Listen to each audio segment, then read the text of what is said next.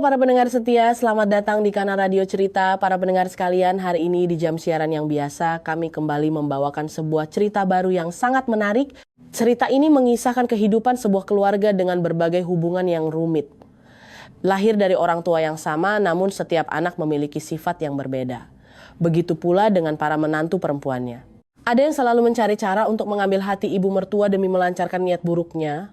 Sementara yang lain jujur dan belak-belakan, sehingga seringkali harus mengalah. Namun, setelah segala hal terjadi, dialah yang justru menjadi penyelamat keluarga. Bagaimana kisah lengkap keluarga ini? Mari kita ikuti bersama. Selamat mendengarkan, dan jangan lupa untuk menyukai serta membagikan cerita ini agar lebih banyak orang yang bisa mendengarnya. Lagi ngapain kamu jam segini baru pulang? Hah? Kan sudah kubilang, pulang kerja itu yang cepat, urus pekerjaan rumah. Jam 7 malam baru nampakkan batang hidung. Siapa yang mau melayanimu? Maaf Bu, hari ini saya lembur di pabrik, makanya pulangnya telat. Suara ibu mertua yang membentak menantunya di sinetron televisi membuat Ratna emosi setengah mati. Ia langsung mengambil remote dan menunjukkannya ke arah layar TV hingga layarnya mati. Ratna memasukkan beberapa keping camilan di tangannya ke dalam mulut, lalu berjalan ke teras. Sambil berjalan, ia menggerutu. Rasa kesalnya melihat adegan ibu mertua yang menindas menantunya tadi belum juga reda. Ibu mertua cerewet dan galak kayak gitu. Kalau berurusan sama aku, biar tahu rasa dia. Biar tahu rasa apanya. Siapa yang mau kamu kasih tahu rasa? Ibu Lestari yang baru pulang dari sawah, sesampainya di halaman mendengar anak perempuannya menggerutu sendirian. Ia pun langsung menebak apa yang terjadi. Itu loh Bu, karakter di sinetron. Ibu mertuanya galak minta ampun. Menantunya bodoh banget, nggak berani melawan sama sekali. Jawab Ratna seolah sedang menceritakan ulang film tersebut kepada Ibu Lestari. Ya ampun, kamu ini. Orang dibilang bodoh, kalau nggak melawan ibu mertua itu namanya menantu yang baik dan penurut. Kok malah kamu bilang bodoh? Benaran bodoh Bu. Masa ibu mertuanya marah-marah kayak nyiram air ke muka, dianya cuman bisa bilang maaf terus, nontonnya bikin sakit hati. Kalau aku yang jadi dia, udah aku bikin diam seketika itu mertua. Iya, ibu tahu kamu itu galak. Hati-hati saja, besok-besok kalau kamu nikah dapat ibu mertua yang lebih galak baru tahu rasa kamu. Nggak usah terlalu galak jadi perempuan, nanti nggak ada laki-laki yang berani melamar, kata Ibu Lestari sambil tersenyum menggoda putrinya. Ia lalu pergi ke dapur untuk menyimpan cangkulnya. Ratna pun ikut ke dapur untuk menyiapkan makan malam. Ini bukan pertama kalinya Ibu Lestari melihat Ratna bersikap seperti itu saat menonton sinetron. Ratna selalu merasa kesal pada karakter-karakter lemah yang ditindas di TV, dan ia selalu berkata jika ia adalah karakter itu, ia tidak akan membiarkan dirinya diperlakukan seperti itu. Ratna adalah anak bungsu Ibu Lestari. Keluarganya memiliki 3 anak, 2 laki-laki dan 1 perempuan. Kedua kakak laki-laki Ratna sudah menikah dan tinggal terpisah. Di rumah hanya tinggal Ratna bersama ayah dan ibunya. Ayah Ratna, Bapak Dharma, terkena stroke beberapa tahun yang lalu. Beliau tidak bisa berjalan dan hanya terbaring di tempat tidur, sehingga kondisi ekonomi keluarga cukup sulit. Kedua kakak Ratna juga bekerja sebagai petani, jadi ekonomi mereka pun pas-pasan. Ratna tahu keluarganya miskin, jadi setelah lulus SMA, ia tidak melanjutkan ke perguruan tinggi, melainkan langsung melamar kerja di pabrik untuk membantu ibunya. Tahun ini Ratna berusia 23 tahun, tapi ia belum punya pacar.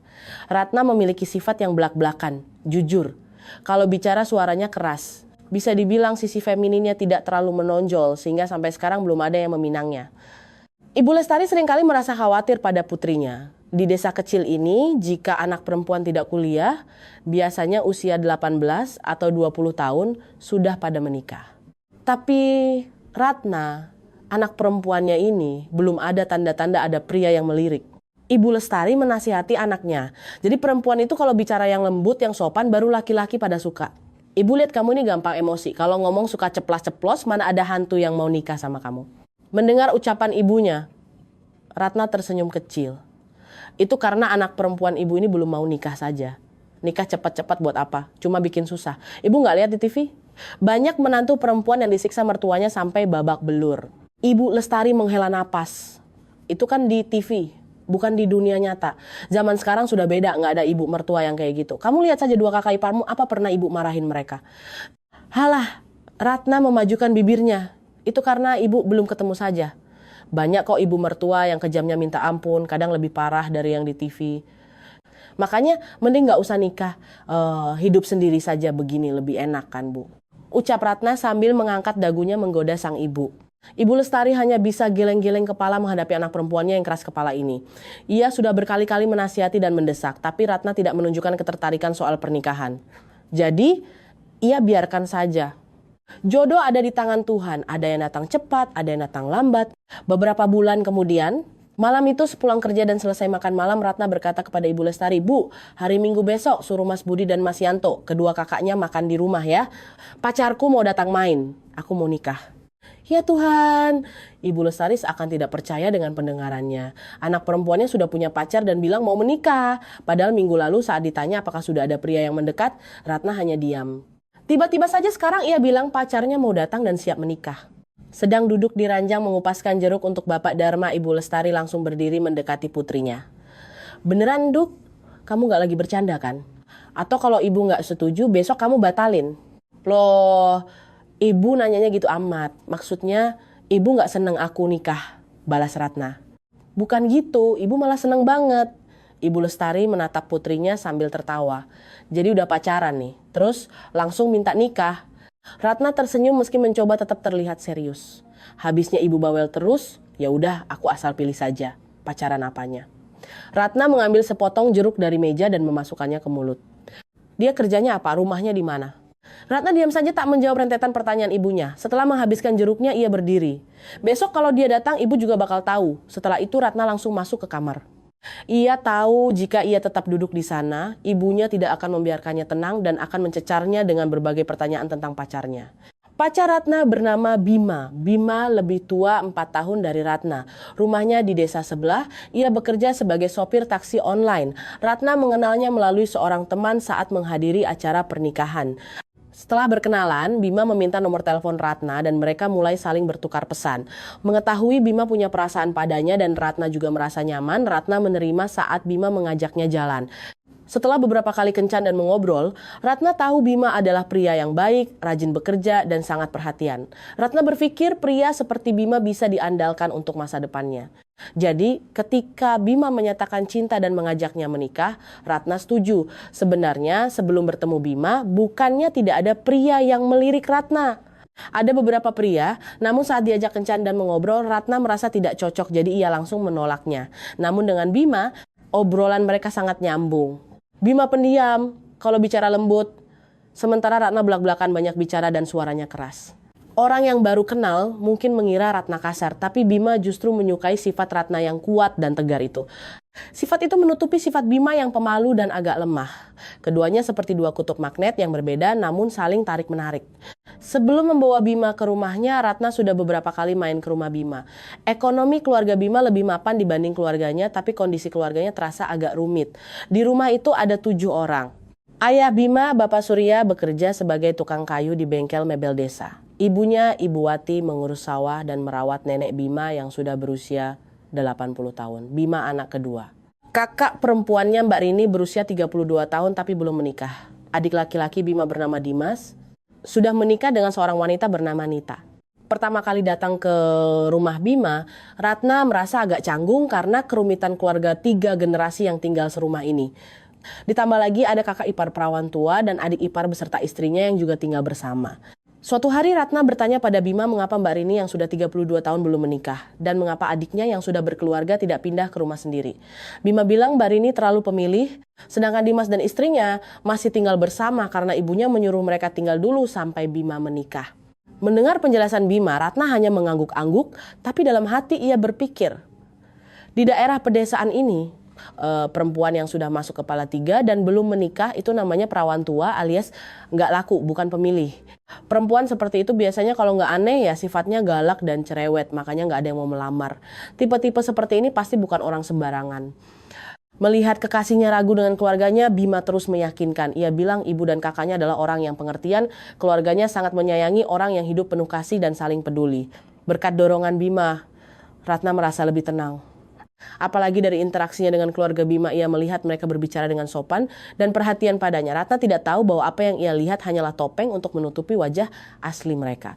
Dan baru ketika ia menjadi menantu dan tinggal bersama mereka, topeng itu akan terbongkar. Setelah Bima datang ke rumah Ratna, pertemuan antar keluarga segera dilangsungkan. Ibu Wati, Ibu Bima langsung mencari hari baik untuk menggelar pernikahan putra sulungnya anak laki-laki pertama itu. Sebenarnya awalnya saat Bima membawa Ratna ke rumah, Ibu Wati kurang menyukainya. Ia berkomentar, anak perempuan kok kayak laki-laki, kalau ngomong suaranya kenceng banget, nggak ada sisi femininnya sama sekali. Tapi karena melihat Bima sangat mencintai Ratna, ia pun setuju. Bima juga sudah berumur 27 tahun. Perempuan zaman sekarang susah dicari, apalagi anaknya pendiam dan tidak pandai merayu wanita. Daripada berisiko jadi bujang lapuk dan menyalahkan ibunya, Ibu Wati akhirnya dengan terpaksa menerima Ratna. Sebaliknya, keluarga Ratna sangat menyukai Bima. Pemuda yang mapan, tutur katanya tenang, meski pendiam tapi sangat perhatian. Saat datang ke rumah, Bima juga membelikan hadiah untuk orang tua Ratna. Itu membuktikan bahwa ia orang yang mengerti tata krama. Ibu Lestari sangat gembira dan antusias akan segera mendapat menantu yang baik. Anak perempuannya akhirnya laku juga. Dalam hati ia berpikir nasib Ratna beruntung. Menikah belakangan dibanding teman-teman sebayanya di desa, tapi dapat suami yang pengertian dan baik hati. Benar kata pepatah, indah pada waktunya. Pernikahan Ratna dan Bima pun segera digelar. Sanak saudara dan tetangga turut berbahagia. Bapak Dharma dan Ibu Lestari akhirnya selesai menikahkan putri bungsunya. Tugas mereka sebagai orang tua sudah tuntas. Saat Ratna menikah, harta bawaannya tak ada selain motor baru yang dibelinya untuk pergi kerja. Ibu Lestari dan kedua kakak Ratna patungan membelikan sebuah kalung emas 5 gram untuk diberikan di hari pernikahan agar Ratna tidak merasa rendah diri. Ibu Lestari sebenarnya ingin memberi lebih, tapi mereka memang tidak punya. Sejak suaminya stroke, keluarganya kehilangan pencari nafkah utama, ditambah biaya obat, jadi kondisi mereka pas-pasan. Ia tahu di desa ini, anak perempuan yang menikah biasanya dibekali motor, kalung emas, anting hingga gelang. Dengan begitu, anak perempuan punya simpanan dan keluarga tidak malu di mata besan. Tapi putrinya tidak mendapat sebanyak teman-temannya. Menatap putrinya, mata Ibu Lestari berkaca-kaca. Ratna sangat mengerti kondisi keluarganya. Ia tidak menyalahkan orang tuanya, justru sangat menyayangi mereka. Ia berkata kepada ibunya, ibu sudah melahirkan dan membesarkan aku dengan sehat, itu adalah hadiah terbesar. Aku punya kesehatan, punya pikiran, jadi nggak perlu takut susah. Mendengar kata-kata anaknya, Ibu Lestari tahu Ratna sedang menyemangatinya. Ia pun berusaha tampil ceria agar Ratna tak khawatir. Ibu Lestari juga tahu bahwa bukannya Ratna tak ada yang melirik. Setelah lulus SMA dan bekerja di pabrik, ada beberapa pemuda yang mendekat tapi Ratna tolak. Ratna beralasan belum mau nikah, padahal sebenarnya ia memikirkan orang tuanya. Ia ingin bekerja beberapa tahun untuk membantu ibunya membeli obat untuk ayahnya. Ia tak tega meninggalkan mereka. Kini bertemu Bima, melihatnya sebagai pria yang baik dan cocok, serta usianya yang sudah 23 tahun, bukan usia perawan tua. Tapi di desa ini teman-temannya yang tak kuliah sudah pada menikah di usia 18,20. Ratna akhirnya setuju menikah agar ibunya tak terus bersedih memikirkan jodohnya. Di masa awal menjadi menantu Ibu Wati, kehidupan pernikahan Ratna cukup bahagia. Ia merasa perkataan Bima benar, semua orang di keluarga itu pengertian, tutur katanya lembut dan peduli. Tinggal bersama 3 generasi ditambah kakak dan adik ipar tidak menimbulkan konflik apapun. Ratna ingat 3 hari setelah menikah ia berkata pada ibu mertuanya bahwa ia akan ikut patungan uang makan dari gajinya. Tapi Ibu Wati berkata, sementara ini uang gajimu simpan saja. Urusan makan, biarkan bapak dan ibu yang tanggung. Uang kalian tabung saja untuk keperluan mendadak nanti. Mana bisa begitu, Bu? Bapak sama ibu kan sudah tua, orang di rumah juga banyak, aku harus ikut patungan uang makan. Ratna mencoba berbicara halus agar mertuanya mau menerima uang darinya, tapi Ibu Wati tetap menolak. Ibu Wati bahkan berkata, soal adik dan istrinya, kamu gak usah pikirkan. Di rumah ini ibu yang pegang kendali. Kalau ibu bilang gak usah kasih, ya gak usah. Mbak Rini yang melihat itu ikut menimpali, ibu bilang gak usah, ya udah kamu simpan saja, Dek.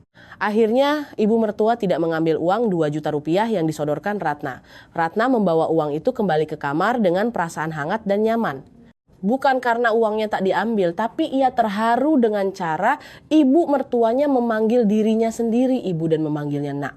Itu memberinya perasaan dekat dan merasa benar-benar dianggap sebagai anak sendiri, bukan seperti adegan mengerikan di sinetron di mana mertua memanggil menantu dengan sebutan heh atau kamu.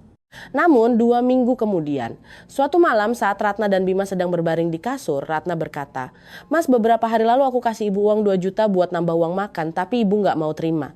Aku jadi agak segan sama Dimas dan Nita, takut mereka mikir kita numpang makan gratis ke mereka. Numpang makan apa? Tiap bulan aku kan kasih ibu 3 juta, jawab Bima santai. Kamu kasih ibu 3 juta? Ratna terkejut, kok kamu gak bilang sama aku? Itu kan dari sebelum kita nikah, aku memang biasa kasih segitu. Makanya sekarang kamu gak usah kasih lagi. Aku lupa bilang sama kamu. Ratna duduk, ia terdiam dan berpikir Bima sudah memberi ibu mertuanya 3 juta, lalu kenapa saat ia memberikan uang, ibunya tidak bilang soal itu dan malah berkata ibu yang tanggung semuanya. Bukankah itu berarti ibunya berbohong? Apakah ia hanya ingin memamerkan citra ibu mertua yang baik di depannya? Melihat istrinya melamun, Bima menepuk bahunya. Mikirin apa sih? Enggak. Ratna tersentak. Pikiran buruk tentang ibu mertuanya langsung ia buang jauh-jauh. Ia meyakinkan diri bahwa mungkin ibunya cuma lupa, bukan sengaja menyembunyikan fakta bahwa suaminya sudah memberi uang. Setidaknya sekarang ia merasa lebih lega makan di rumah mertua karena tahu suaminya ikut patungan. Sebelum Bima bicara soal ini, Ratna sering merasa tidak nyaman saat makan. Ia takut tatapan ibu mertua, adik ipar, dan istrinya. Ia takut mereka memandangnya dan diam-diam mengumpatnya sebagai benalu. 3 bulan berlalu, kehidupan Ratna sebagai menantu berjalan cukup baik. Pagi ia berangkat kerja ke pabrik, malam baru pulang. Bima tetap bekerja sebagai sopir taksi. Karena Ratna bekerja seharian, ia tidak banyak bergesekan dengan ibu mertua dan ipar-iparnya. Tapi sedikit banyak, ia mulai merasakan sikap dan tutur kata mereka tak lagi semanis saat awal ia datang. Ratna menyadari bahwa di rumah ini Ibu Wati memegang seluruh kendali, dari urusan belanja hingga keputusan besar. Ayah mertuanya, Bapak Surya, sangat pendiam. Beliau hanya tahu bekerja dan menyerahkan seluruh gajinya pada istrinya. Mbak Rini, kakak Bima, pemalas dan suka keluyuran. Setiap hari ia keluar rumah dan baru pulang larut malam, bahkan kadang tak pulang. Pakaiannya modis dan barang-barangnya bermerek. Ratna tak tahu apa pekerjaan Rini, dan ia tak berani bertanya. Pernah suatu kali ia penasaran dan bertanya pada Bima, "Mas, Mbak Rini kerjanya apa sih? Berangkat pagi pulang malam, kadang libur kadang enggak."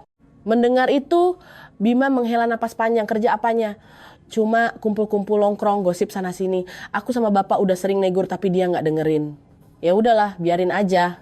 Oh, jadi begitu rupanya pikir Ratna. Padahal agaknya sok penting dan sering merendahkan orang lain. Pernah saat masak bareng di dapur, Mbak Rini bilang ia jualan kosmetik mewah bareng teman-temannya, lalu meremehkan Ratna yang kerja di pabrik dengan gaji kecil. Waktu itu Ratna cuma mengangguk percaya, ternyata itu cuma bualan belaka. Sementara Dimas adalah adik bungsu yang paling sukses. Berkat Bima, Dimas dan Nita sama-sama bekerja di bank. Keduanya sangat pandai bicara dan mengambil hati Ibu Wati. Ratna melihat Ibu Wati sangat memanjakan pasangan ini. Tinggal di rumah yang sama, melihat perhatian ibu mertua pada adik ipar kadang membuat Ratna iri. Saat makan, Ibu Wati dengan ramah mengambilkan lauk untuk Nita, makan yang banyak, enduk, ini enak loh. Saat mencuci baju, Ibu Wati memisahkan baju yang harus dicuci pakai tangan dan mencucikan baju Dimas serta Nita. Sedangkan baju Ratna dan Bima dimasukkannya begitu saja ke mesin cuci. Suatu pagi saat sarapan, Ibu Wati memanggil Nita, "Nita, ayo cepat sarapan nanti telat." Lalu saat Nita selesai makan dan belum berdiri, ibu mertuanya langsung bilang, "Udah sana berangkat, taruh aja piringnya di situ." Melihat perlakuan mertuanya pada Nita, Ratna merasa sedih. Ia bukan tipe orang yang suka mempermasalahkan hal kecil, tapi tindakan dan kata-kata ibu mertuanya terpampang jelas di depan mata dan mulai membuatnya tak nyaman. Sejak menjadi menantu, belum pernah ia mendengar ibu mertuanya bertanya apakah pekerjaannya melelahkan atau mengingatkannya berangkat kerja tepat waktu, padahal jarak pabrik Ratna jauh lebih jauh dari jarak Bang Nita. Ibu Wati menganggap cuci piring adalah tugas mutlak Ratna. Jadi sehabis makan, Ratna yang harus cuci piring, sementara Mbak Rini dan Nita bisa santai dandan bersiap kerja. Suatu pagi setelah sarapan, Ratna yang melihat jam sudah mepet berkata pada suaminya, yang kebetulan belum berangkat, "Mas, tolong cucikan piring ya, aku udah telat nih." Pagi itu melihat anak laki-lakinya mencuci piring untuk sang istri, Ibu Wati diam saja. Tapi sore harinya saat Ratna pulang kerja, dengan wajah garang Ibu Wati langsung menegurnya. "Hebat kamu sekarang ya. Cuci piring itu tugas perempuan, masa kamu suruh suamimu yang ngerjain?" Ratna cukup kaget, hanya karena beberapa piring dan kebetulan ia buru-buru, ibu mertuanya sampai memarahinya seperti itu. "Maaf Bu, tadi pagi Nita makannya lama. Kalau aku tungguin cuci piring dulu, aku bisa telat kerja. Makanya aku minta tolong Mas Bima."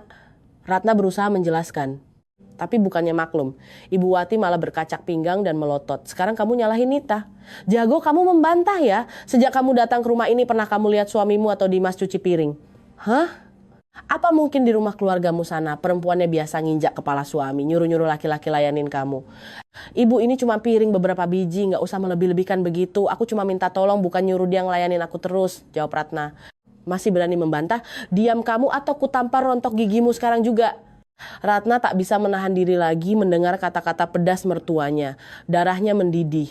Sejak menikah, ia tahu mertuanya memang lebih sayang Nita, tapi belum pernah melontarkan kata-kata kejam padanya.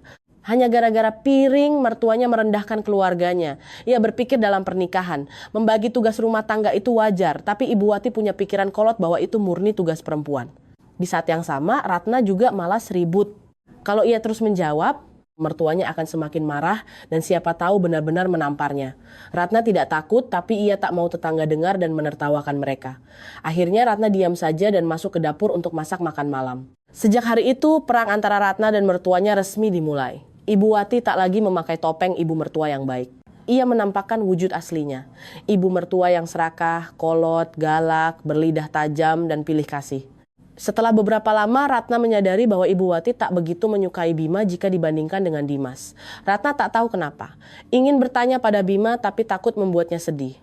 Karena Ibu Wati tak suka Bima, wajar jika ia tak suka pada Ratna. Apalagi sifat Ratna yang ceplas-ceplos dan tak pandai cari muka seperti Nita. Nita selalu memanggil ibunya dengan manis, selalu membelikan ini itu untuk mengambil hati.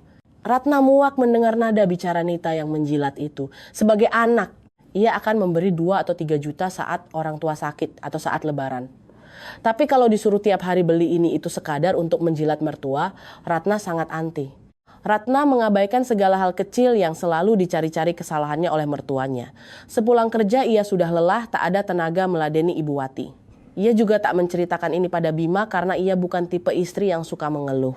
Hari ini di pabrik Ratna ada acara syukuran sehingga karyawan diizinkan pulang lebih cepat. Lama tak dapat libur, Ratna langsung pulang sehabis makan, tak ikut karaoke dengan teman-temannya. Ia sampai di rumah jam 4 sore, belum ada yang pulang kerja. Ibu Wati pun tak terlihat di ruang tamu. Ratna pikir ibunya sedang mengobrol di rumah tetangga. Ratna naik ke kamarnya di lantai atas. Semakin dekat ia melihat pintu kamarnya sedikit terbuka. Bima jelas tak ada di rumah, tapi kenapa pintunya terbuka? Biasanya mereka selalu mengunci pintu saat kerja. Ratna perlahan mendorong pintu. Di sana, ia melihat Ibu Wati sedang berjongkok di dekat lemari pakaian mereka. Mendengar suara Ratna, Ibu Wati terperanjat. Tangannya dengan gugup memasukkan sesuatu ke dalam laci bawah, lalu cepat-cepat berdiri, wajahnya tampak panik. Kak, kamu udah pulang? Kok tumben jam segini udah pulang? Iya Bu, hari ini pabrik ada syukuran jadi pulang cepat. Ratna tahu mertuanya sedang panik, tapi ia tak langsung bertanya. Ia berjalan masuk dan melepas jaketnya. Untuk menutupi rasa malunya karena terpergok di kamar menantu, Ibu Wati beralasan, Ibu tadi masuk mau ngecek apa ada baju kotor kalian buat dicuci. Bima itu berantakan banget, baju kotor main taruh sana sini nggak pernah ditaruh di keranjang cucian. Oh iya Bu, jawab Ratna singkat agar ibunya cepat keluar. Ia tahu persis itu cuma alasan untuk menutupi kelakuannya menggeledah kamar menantu. Setelah Ibu Wati keluar dan Ratna menutup pintu, ia segera membuka laci itu. Sebuah kotak kaleng kecil tempat menyimpan uang tabungan terlihat posisinya bergeser. Ratna mengecek isinya. Uangnya masih utuh, tapi susunannya berantakan, tidak serapih biasanya. Ratna tahu mertuanya baru saja membuka kotak itu. Mungkin ibunya ingin tahu berapa banyak uang mereka, tapi entah apa tujuannya. Ratna dan Bima punya tabungan 150 juta rupiah. Ratna tadinya mau menaruhnya di bank, tapi Bima bilang ia mau mengumpulkan uang untuk beli mobil taksi sendiri. Rencananya mereka akan meminjam 150 juta lagi untuk digabungkan dengan tabungan ini. Malam itu saat Bima pulang, Ratna tak cerita soal kejadian itu. Keesokan harinya, Ratna membeli gembok dan mengunci laci tersebut. Ratna tak mau menuduh, tapi waspada itu perlu. Rencana membeli mobil taksi tertunda karena nenek Bima mendadak jatuh sakit dan harus dirawat di rumah sakit. Saat nenek masuk IGD, Ibu Wati berkata pada Bima, Bima pinjami ibu 10 juta ya buat bayar obat dan biaya rumah sakit nenek. Bima langsung memberikan 10 juta pada ibunya. Nenek dirawat 2 minggu tapi kondisinya tak membaik. Karena sudah tua, dokter menyarankan agar nenek dirawat di rumah saja. Seminggu setelah dibawa pulang, nenek meninggal dunia. Kali ini Ibu Wati tak langsung minta uang pada Bima untuk biaya pemakaman. Ia menyuruh Bapak Surya yang bicara. Bima cukup kaget saat ayahnya meminta uang untuk pemakaman. Selama ini Bima tahu bahwa biaya hidup dan makan di rumah ini ditanggung oleh dirinya dan Dimas. Gaji Bapak Surya juga diserahkan semua ke Ibu Wati. Pengeluaran ibunya tak seberapa, lalu kemana perginya semua uang itu? Kenapa setiap ada urusan ibunya selalu menodongnya? Bima memberikan uangnya pada Bapak Surya. Melihat wajah ayahnya yang lelah dan sedih karena kurang tidur menjaga nenek, Bima merasa kasihan. Ayahnya banting tulang, uangnya dikasih ke istri semua. Tapi saat ibunya sendiri meninggal, ia masih harus tebal muka minta uang ke anak. Bima bertekad setelah urusan pemakaman selesai, ia akan bicara serius dengan ibunya soal keuangan. Kalau begini terus, tak bisa dibiarkan. Mengetahui mertuanya meminjam uang lagi untuk biaya pengobatan dan pemakaman nenek, Ratna tak marah pada Bima, tapi dalam hati ia merasa tidak nyaman. Dimas dan Nita bekerja di bank dengan gaji puluhan juta. Kenapa Ibu Wati tak pernah pinjam uang pada mereka? Malah selalu menyasar anak yang gajinya pas-pasan seperti dirinya dan Bima. Bukankah Ibu Wati sangat menyayangi Nita? Kenapa soal uang malah pilih-pilih? Memang benar kata orang, benci tapi butuh uangnya. Setelah acara tahlilan selesai dan Ibu Wati sudah membuka amplop uang sumbangan amplop duka, ia tak kunjung mengembalikan uang yang dipinjamnya.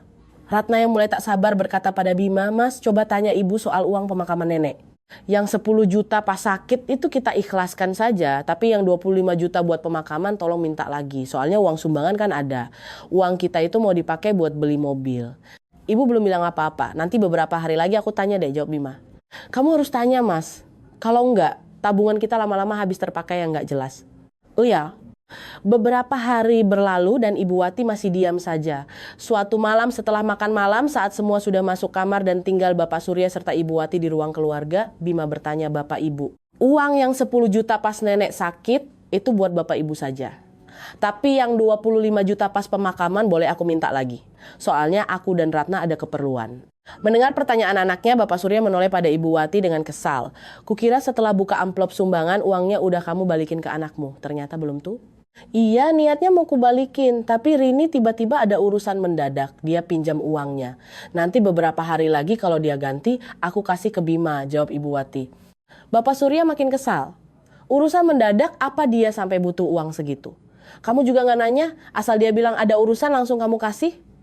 Gimana kalau besok dia suruh kamu jual rumah buat urusannya, kamu jual juga?"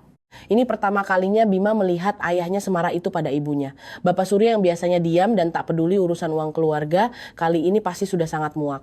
Bima awalnya mau menyuruh ibunya menagih Mbak Rini, tapi Bapak Surya kembali bicara. "Terus uang bulananku kemana, Bu? Kamu nggak ada pengeluaran besar kok, uangnya habis terus sampai kalau ada apa-apa larinya ngerepotin Bima. Kamu nggak malu?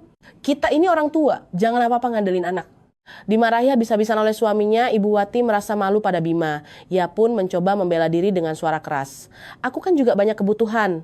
Tiap bulan Bapak cuma ngasih beberapa juta, berlaga kayak ngasih ratusan juta aja. Bilang saja Bapak lebih bela Bima dan istrinya dan benci sama Rini dan aku." Melihat orang tuanya bertengkar, Bima ikut emosi. "Bapak benar Bu, aku juga mau nanya, uang Ibu lari kemana sih? Aku nggak perhitungan. Kalau Bapak Ibu memang nggak punya uang, aku siap kasih. Tapi kan tiap bulan aku kasih uang, gaji Bapak juga di Ibu, masa pas nenek sakit Ibu bilang nggak punya uang? Gimana aku dan Bapak nggak heran?" Ibu Wati mengentakkan kakinya dan berteriak, "Sekarang kamu ikut-ikutan bapakmu marahin aku. Apa hakmu ngatur-ngatur uangku? Uangku mau kupakai apa, buat siapa, itu urusanku." Ibu Wati menangis terseduh-seduh sambil bergumam layaknya orang tertindas. "Iya, aku tahu. Sekarang aku udah tua, udah nggak bisa kerja. Makanya kalian berdua berani nindas aku." Mendengar keributan, Dimas, Nita, dan Barini turun dari lantai 2. Melihat itu, Ibu Wati makin menjadi-jadi. "Kalian lihat nih, bapakmu dan Bima lagi marahin dan malakin uang Ibu. Mentang-mentang Ibu udah tua dan nggak kerja, direndahkan sama mereka." Mbak Rini langsung mendekat, mengusap air mata ibunya dan membentak ayah serta adiknya. "Bapak sama Dimas kenapa sih marahin Ibu? Bima, kamu ini berani banget bentak Ibu." Menatap kakaknya, kemarahan Bima memuncak. "Aku justru mau nanya sama Mbak, uang Ibu Mbak pakai buat apa?" Ditanya soal uang, wajah Rini pucat. "Itu buat urusanku." "Urusan apa?" cecar Bima. "Aku nggak perlu lapor sama kamu. Beberapa hari lagi aku ganti, nggak usah heboh kayak uang miliaran aja." "Bukan masalah banyak sedikitnya Mbak, tapi buat apa? Jangan-jangan habis buat main judi slot lagi?" Mendengar kata judi slot, Rini salah tingkah. Siapa yang bilang aku main slot? Jangan asal nuduh kamu." "Bagus. Ku kasih waktu 1 minggu. Mbak harus balikin uangku. Kalau enggak jangan salahkan aku," ucap Bima lalu naik ke kamarnya. Rini melotot menatap adiknya dengan sinis. Setelah Bima pergi, Dimas dan Nita mendekati Ibu Wati untuk menenangkannya. Nita ikut mengompori, "Udah Bu, gak usah nangis, nanti Ibu sakit. Ini rumah Ibu, kendali di tangan Ibu.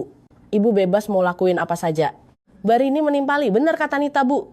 Bapak Surya yang melihat anak dan istri saling membela di depan matanya hanya bisa menggeleng pelan. Kalau ia bicara lagi, mereka pasti akan mengeroyoknya. Lebih baik ia masuk kamar saja. Malam itu, Ratna yang sedang sakit kepala sudah tidur pula setelah mandi. Jadi ia tak tahu keributan yang terjadi di bawah. Saat Bima masuk kamar, ia melihat Ratna sudah tidur. Jadi ia pun ikut tidur. Keesokan paginya, Bima mendapat panggilan dari pelanggan, jadi ia harus berangkat pagi-pagi sekali, belum sempat cerita pada Ratna. Pagi itu setelah sarapan, Ratna sedang mencuci piring saat Ibu Wati mulai memakinya. Dasar menantu kurang ajar. Kalau ada apa-apa ngomong langsung sama aku, kenapa harus ngomporin suamimu? Hebat banget kamu ya. Mbak Rini ikut-ikutan. Iya tuh. Ratna menoleh kebingungan. Ia mau bertanya kenapa Ibu Wati marah, tapi Dimas menyela. Mbak Ratna itu kan menantu pertama, Mbok ya yang pengertian dikit. Jangan dikit-dikit ngomporin suami. Nita menyusul dengan bibir mencibir. Bener kata Mas Dimas, Mbak. Lihat tuh, aku masuk ke rumah ini lebih dulu dari Mbak Ratna, tapi kita baik-baik saja. Sejak Mbak Ratna datang, rumah ini jadi kacau. Sifat Mbak Ratna emang baik banget sih. 4 orang, 4 mulut, dan 8 mata tertuju pada Ratna, menghakiminya. Kenapa Ibu, Mbak Rini, dan Dimas ngomong gitu? Emangnya aku salah apa? Tanya Ratna heran. Gak usah pura-pura lugu, Mbak. Apa yang Mbak lakuin masa Mbak gak tahu? Sahut Dimas sambil berdiri bersiap ke kantor. Nita pun ikut berdiri sambil menyuapkan sepotong apel ke mulutnya. Kita berangkat dulu ya Bu, mari Mbak. Nita berpamitan dengan gaya angkuh dan berlalu.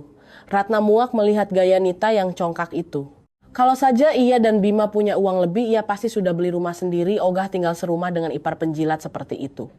Setelah Dimas dan Nita pergi, Ratna bertanya lagi pada mertua dan kakak iparnya. Kenapa ibu sama Mbak bilang aku gitu? Pura-pura lugu lagi, kamu ngomporin Bima buat nagih uang ke ibu kan, tudur ini. Mendengar itu, Ratna paham arah pembicaraannya. Pasti gara-gara Bima menagih uang 25 juta semalam. Karena mertuanya sudah terlanjur marah, Ratna pun tak segan lagi. Ya kalau ibu pinjam uang, wajar dong kalau ditagih. Kita juga butuh uang itu. Yang 10 juta waktu nenek sakit sudah kami ikhlaskan, tapi yang 25 juta harus ibu kembalikan. Mendengar jawaban Ratna, mata Ibu Wati melotot marah. Tangannya mengepal, napasnya terengah-engah. Ia bergegas mendekati Ratna dan mengangkat tangan hendak menamparnya. Tapi dengan sigap Ratna menangkap pergelangan tangan Ibu Wati. Kenapa ibu mau pukul aku? Emang aku salah apa? Kurang ajar. Ibu Wati meronta, namun cengkeraman Ratna kuat. Tiba-tiba Mbak Rini menerjang maju dan menjambak rambut Ratna. Mulutnya berteriak, kamu mau mukul ibu ya? Dasar kurang ajar, biar aku hajar kamu. Rini menjambak dengan satu tangan dan tangan lainnya menampar wajah Ratna. Ditampar seperti itu, Ratna melepaskan tangan mertuanya, lalu mencengkeram kerah baju Rini dan mendorongnya dengan kuat. Terdorong keras, Rini jatuh telentang ke lantai, menarik segenggam rambut Ratna hingga terasa perih. Melihat anaknya jatuh, Ibu Wati menjerit histeris lalu berlari ke teras depan rumah. Tolong, tolong, tetangga, tolong. Ratna mau bunuh Rini, tolong. Ratna yang sadar dorongannya agak kelewat batas, niatnya mau menolong Rini. Tapi Ibu Wati malah masuk lagi membawa sapu ijuk. Mau apa lagi kamu, ha? Menantu durhaka. Ratna yang hendak dipukul sapu pun lari keluar. Ibu Wati mengejarnya, tapi terhenti saat mendengar arangan Rini dari dalam. Aduh Bu, sakit pantatku sakit banget. Ibu Wati melempar sapunya, lalu berlari masuk menghampiri anaknya. Di halaman Ratna segera naik ke motornya dan tancap gas. Setelah agak jauh ia berhenti dan mengecek HP. Sudah hampir jam 8, telat. Ia menelepon mandornya di pabrik untuk minta izin tidak masuk, lalu berbelok menuju rumah orang tuanya. Di rumah mertua, Ibu Wati hendak memanggil taksi untuk membawa Rini ke puskesmas. Tapi Rini menolak. Akhirnya Ibu Wati hanya memapahnya ke kamar dan membelikan koyo. Sesampainya di rumah ibunya, Ibu Lestari yang baru pulang dari sawah heran melihat Ratna sedang menonton TV. Loh, nggak kerja kamu tumben main kesini pagi-pagi? Nggak Bu, aku libur. Ada apa? Kamu lagi ada masalah? Emangnya kalau mau libur harus nunggu ada masalah dulu? Jawab Ratna ketus, tak seperti biasanya. Cerita ke ibu, ada apa sebenarnya? Nggak usah bohong, desak Ibu Lestari. Karena tak bisa menyembunyikan dari ibunya, Ratna menceritakan semuanya. Ibu Lestari terdiam sejenak, terus maumu sekarang gimana? Nggak gimana-gimana. Aku di sini sampai sore, anggap aja aku lagi kerja. Biarin aja mereka. Mana bisa gitu, Nuk? Ibu yakin mertuamu nggak akan diam saja. Mending nanti malam pas kamu pulang, kamu minta maaf ke Mbak Rini, biar urusannya selesai. Ratna terlihat keberatan. Enak aja. Kenapa aku harus minta maaf? Emang aku salah apa? Dia yang nampar aku duluan. Ibu Lestari menghela napas. Ia sangat paham sifat keras putrinya. Nduk, mengalah sedikit nggak akan rugi. Memang kamu nggak sepenuhnya salah, tapi mendorong kakak iparmu sampai jatuh itu juga kurang baik. Kamu minta maaf saja supaya suasana rumah nggak panas. Ratna akhirnya setuju meski dengan bersungut-sungut. Ya udah, nanti aku minta maaf. Sore harinya sekitar jam 5, Ratna belum juga beranjak pulang. Ibu Lestari jadi gelisah. Pulanglah, udah mau maghrib. Iya, nanti Bu. Kalau Bima nyariin kamu gimana? Baru saja Ibu Lestari selesai bicara, HP Ratna berbunyi. Telepon dari Bima. Tuh kan, panjang umur, gumam Ratna sambil menatap ibunya lalu mengangkat telepon. Halo Mas, kamu di mana? Kok belum pulang? Tanya Bima. Ini lagi jalan pulang, tenang aja. Ratna pamit pada orang tuanya lalu pulang dengan motor. Sepanjang jalan, Ratna membayangkan berbagai skenario buruk. Apakah kakak iparnya mengerang kesakitan di kasur? Apakah mertuanya sudah menunggu di pagar dengan sapu? Apakah Bima akan membela ibunya? Membayangkannya saja Ratna merinding. Ia memelankan laju motornya. Jalanan desa sore itu diselimuti kabut tipis dan sinar matahari senja. Ratna berharap jalan ini tak ada ujungnya agar ia tak perlu pulang.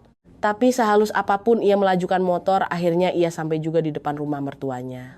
Benar saja dugaannya, Ibu Wati sedang mondar-mandir di halaman dengan wajah penuh amarah, bertolak pinggang sambil ngedumel. Dasar menantu kurang ajar, pagi berani ngelawan mertua dan mukul kakak ipar, sore pura-pura lembur buat lari dari tanggung jawab. Kurang ajar bener! Mendengar omelan mertuanya, darah Ratna mendidih lagi. Ia menggas motornya masuk ke halaman dan membunyikan klakson panjang tepat di dekat Ibu Wati. Permisi Bu. Ibu Wati terlonjak kaget. Ia melotot. Kamu mau bunuh aku? Hah? Dasar kurang ajar. Ratna turun dari motor, mengambil tasnya dan menjawab santai. Kalau aku mau bunuh ibu, ngapain aku klakson? Tadi aku klakson supaya ibu minggir, kalau nggak malah ibu yang ketabrak. Ya ampun, masih berani kamu jawab. Bima turun sini, lihat istrimu ini. Minta ampun kenapa kamu nikah sama perempuan kayak gini. Dia berani mukul ibumu, mukul kakakmu. Ibu Wati terduduk di lantai teras sambil meratap. Bu, ibu kan masih waras, belum pikun. Kapan aku mukul ibu? Jangan sampai tetangga dengar, nanti dikira ibu tukang fitnah loh. Ibu Wati nyaris mati saking kesalnya. Ia tak berdaya menghadapi menantunya yang keras kepala ini. Dan hanya bisa menangis keras. Bima yang mendengar keributan langsung turun dari kamarnya. Ada apa lagi sih Bu? Teriak-teriak begini gak malu dilihat tetangga? Dan kamu juga Ratna, jangan mancing emosi ibu dong, ucap Bima. Ia menarik ibunya berdiri dan membawanya masuk. Ibu Wati terus saja meracau akan memanggil besannya Ibu Ratna untuk memberi pelajaran pada Ratna. Ratna berjalan naik ke kamarnya. Saat sampai di tangga, ia mendengar mertuanya mau memanggil ibunya. Ratna tak tahan dan berbalik. Aku yang nikah sama Mas Bima dan jadi anak ibu. Kalau aku salah, ibu yang tegur aku. Apa urusannya bawa-bawa ibuku? Tuh kan Bima, kamu lihat dia kurang ajarnya kayak apa. Ini karena kamu terlalu manjain dia, seru Ibu Wati. Bima dengan tegas melerai. Ratna cepat ke kamar, mandi, lalu turun bantu siapkan makan malam dan ibu juga. Sudah, cukup. Bima membentak keduanya. Ibu Wati yang sudah kelelahan akhirnya duduk diam di kursi sambil terengah-engah, menyimpan dendam dalam hati. Malam itu setelah makan malam, Ratna masuk ke kamar menyiapkan pakaian untuk mandi. Bima bertanya padanya, tadi pagi sebenarnya ada apa? Aku udah dengar cerita ibu, tapi aku mau dengar versimu. Mendengar suaminya bertanya begitu, Ratna merasa lega. Setidaknya suaminya tidak buta membela ibunya seperti suami di sinetron. Bima pria yang rasional dan adil. Ratna pun menceritakan kronologinya dan bilang bahwa ia akan ke kamar Mbak Rini untuk minta maaf agar urusannya tak memanjang.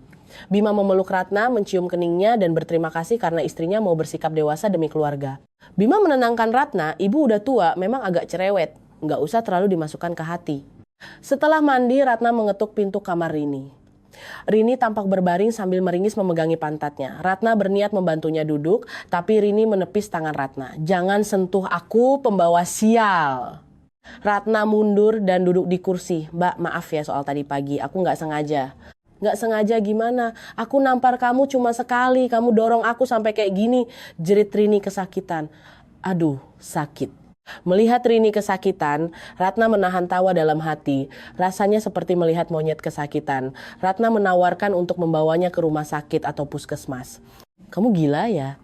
Ngapain aku ke dokter? Biar dokter lihat pantatku. Nggak sudi. Ya udah Mbak istirahat aja, aku balik ke kamar ya. Ratna segera keluar karena tak kuat menahan tawanya. Di waktu yang sama, Bima menemui ibunya di bawah dan bilang bahwa Ratna sudah minta maaf. Ia memperingatkan ibunya dan Mbak Rini untuk tak lagi mengusik Ratna. Kalau ibunya nekat memanggil besan atau membesarkan masalah, Bima mengancam akan membawa Ratna pindah dari rumah itu. Mendengar ancaman Bima, Ibu Wati cut. Kalau Bima pindah, jatah bulanan 3 juta dari Bima akan hilang. Belum lagi uang dari Dimas. Selama ini ia memotong uang belanja mereka untuk tabungan pribadinya. Demi uang, Ibu Wati akhirnya menelan egonya dan diam. Mbak Rini pun yang terbaring sakit selama 3 minggu terpaksa tak berbuat ulah lagi. Bima dan Ratna juga tak menagih lagi uang 25 juta itu. Karena mereka tahu Rini tak akan bisa membayarnya. Uang itu pasti sudah habis di meja judi. Beberapa waktu berlalu, saat acara peringatan 40 hari meninggalnya nenek selesai, Ibu Wati berkata pada Bima saat sarapan, Bima, Dimas, sama Nita mau pindah ke rumah sendiri. Mereka udah beli tanah di kota kecamatan, tinggal bangun rumahnya saja. Wah, bagus dong Bu. Kalau mereka pindah, rumah ini jadi nggak terlalu sumpek. Rencananya tahun depan kalau Dimas belum pindah, aku yang mau minta izin pindah, sahut Bima. Mendengar itu mata Ibu Wati melotot. Kamu nggak boleh pindah. Kamu tuh anak pertama, anak laki-laki tertua. Kamu harus tinggal di sini buat ngerawat rumah dan leluhur. Lagian kalaupun Dimas bikin rumah, ibu dan bapakmu akan tetap tinggal di sini. Kami nggak mau ikut mereka. Kamu harus ngerti. Ya, nggak apa-apa Bu. Bapak ibu mau tinggal sama siapa saja terserah. Kami tetap akan bertanggung jawab, kata Bima santai. Ibu Wati lalu melirik Ratna. Ratna diam saja. Ratna paham kewajiban anak pertama. Meski ia sebenarnya ingin pindah karena mertuanya pilih kasih. Tapi kemudian Ibu Wati melontarkan sesuatu yang mengejutkan. Tapi begini, karena Dimas mau bangun rumah, kamu dan Ratna harus kasih dia 200 juta rupiah buat biaya pembangunannya. Ratna tersedak. Ia menatap Bima yang juga tampak syok. Bima protes Bu, uang 200 juta dari mana? Lagian Dimas yang mau bangun rumah buat dia tempati sendiri. Kenapa aku yang harus bayar? Ya harus cari sampai dapat. Kamu kan tinggal di rumah bapak ibu ini. Masa Dimas pindah nggak dapat apa-apa. Kamu harus bayar jatah dia. Bulan depan mereka udah mulai bangun. Tanpa memberi ruang untuk protes, Ibu Wati berdiri dan meninggalkan dapur. Di kamar Ratna mencak-mencak pada suaminya. Ibumu itu benar-benar nggak masuk akal. Adik bangun rumah masa kakaknya yang suruh bayarin. Belum pernah ada kejadian kayak gini di dunia ini. Bima menghela napas. Mungkin Dimas mikirnya rumah ini kan punya bapak ibu, karena aku yang nempatin, dia merasa aku harus menebus jatahnya dari rumah ini.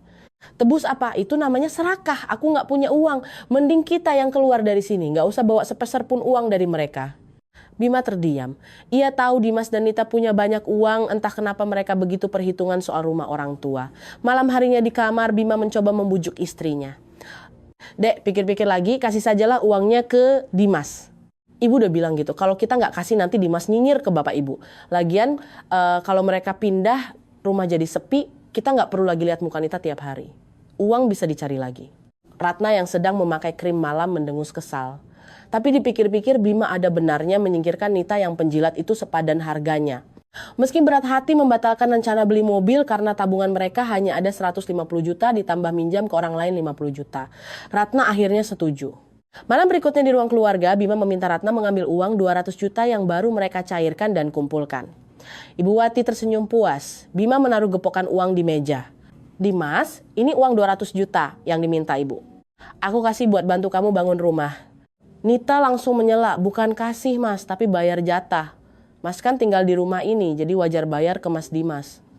Diam kamu. Dimas membentak istrinya dengan pelan lalu menarik uang itu. Iya mas, uang kami juga kurang, makanya kami minta jatah dari rumah ini. Kalau sisa ya buat anak-anak nanti. Dari tadi Bapak Surya hanya duduk diam, namun melihat menantunya yang rakus itu memasukkan uang ke dalam tas, Bapak Surya yang selama ini pasif akhirnya angkat bicara. Ia sadar, anak bungsunya ini terlalu disetir oleh istrinya yang serakah. Rumah ini yang bangun aku. Selama aku belum bagi warisan, siapa yang berani bagi-bagi? Suara Bapak Surya yang keras menggelegar membuat semua orang terlonjak kaget. Ibu Wati mencoba menenangkan suaminya. Bapak ini kenapa? Kan Bima udah setuju kasih uang ke Dimas buat ganti rumah. Oh gitu ya. Terus kalau udah dibagi dua, kamu mau tinggal di mana? Tanya Bapak Surya ke Ibu Wati. Iya, aku tetap di sini. Ini kan rumahku. Kalau kamu masih di sini, kenapa Bima yang suruh bayar? Ibu Wati terdiam, lidahnya keluh. Ia menggeram kesal pada suaminya. Bapak Surya lalu menggebrak meja. Jangan serakah, ini rumahku. Sekarang begini Dimas, kamu ambil uang 200 juta ini kan, berarti urusan selesai. Uang ini anggap jatah warisanmu. Mulai besok, tanah dan rumah ini mutlak jadi milik Bima. Besok aku ke kelurahan urus balik nama sertifikatnya ke Bima. Kamu Dimas nggak punya hak sepeser pun atas tanah ini lagi.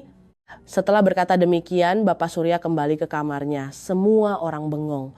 Nita yang sadar kehilangan hak atas tanah bernilai miliaran itu langsung menangis dan menggedor pintu kamar mertuanya.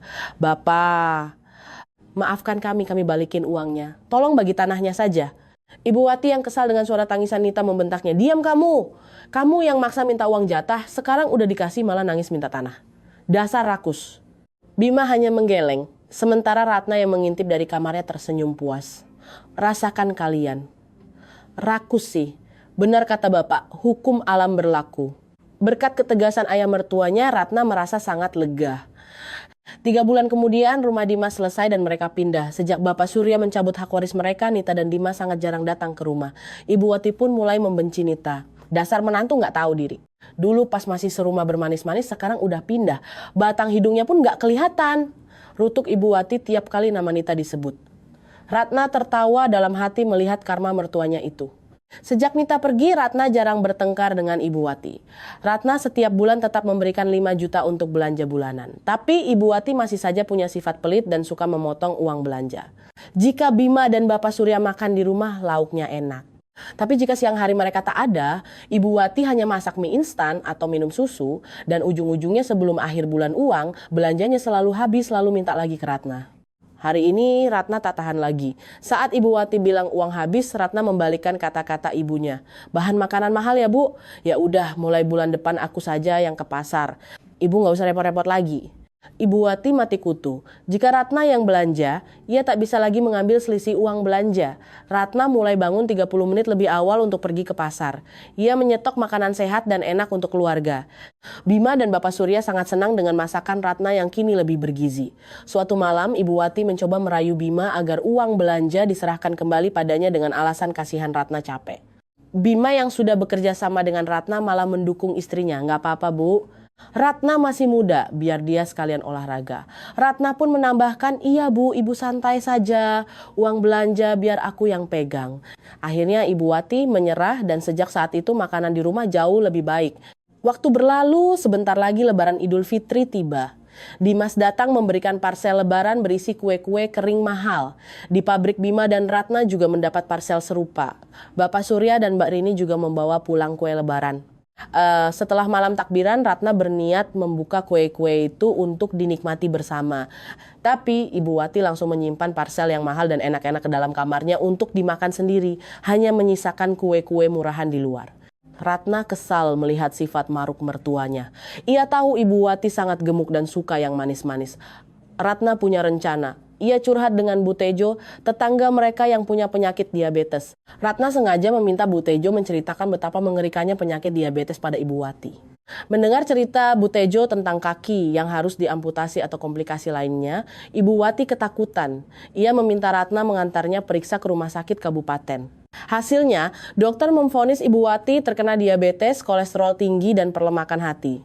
Ratna yang menemani ibu mertuanya langsung antusias mencatat semua pantangan makanan dari dokter. Wah, dokter, ibu saya memang suka banget makan kue manis. Mulai sekarang harus diet ketat ya dok, kata Ratna. Dalam perjalanan pulang, Ratna sengaja membacakan keras-keras daftar makanan yang dilarang. Wajah Ibu Wati langsung cemberut karena semua itu adalah makanan kesukaannya. Malam itu Ibu Wati dengan sedih mengeluarkan semua parsel kue lebaran dari kamarnya dan memberikannya pada Ratna untuk dibagikan ke anak-anak tetangga. Rencana Ratna berhasil. Sejak saat itu Ibu Wati makan dengan sangat teratur dan kesehatannya membaik. Ibu Wati bahkan membanggakan Ratna ke ibu-ibu tetangga karena telah menyelamatkannya dari diabetes. Sementara itu Mbak Rini belakangan ini sering pulang larut malam dan meminjam uang pada Ratna. Kadang 500.000, kadang 1 juta. Ratna juga melihat Rini sering pergi bersama Nita. Padahal sejak Nita pindah, mereka jarang bertemu. Ternyata Rini punya hutang judi online, pinjol dan rentenir yang sangat besar akibat kekalahannya bermain slot. Ia meminta tolong Nita untuk mencarikan pinjaman. Dan Nita dengan tamaknya mengambil bunga dari uang yang ia pinjamkan ke Rini. Kini hutang Rini jatuh tempo dan membengkak menjadi 250 juta rupiah. Dalam keputusasaan karena tak punya uang, Rini melihat secercah harapan saat teman SMA-nya yang kaya raya, Siska, pulang dari Australia. Siska dulu pernah naksir berat pada Bima tapi ditolak. Rini menemui Siska dan meminta pinjaman tapi Siska menolak halus. Rini tak kehabisan akal. Ia menjebak Siska dengan menawarkan rencana licik.